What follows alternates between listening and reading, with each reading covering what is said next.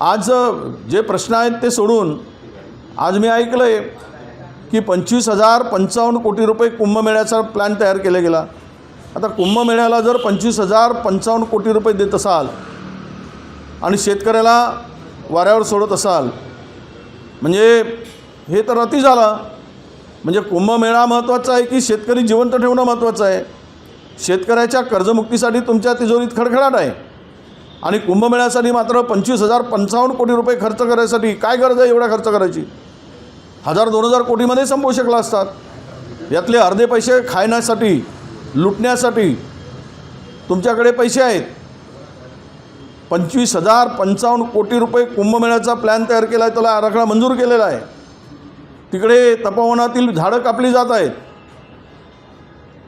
पर्यावरणाचा ऱ्हास केला जातो आहे आणि दुसरीकडे शेतकरी आत्महत्या करत असताना त्याला पैसे नाहीत।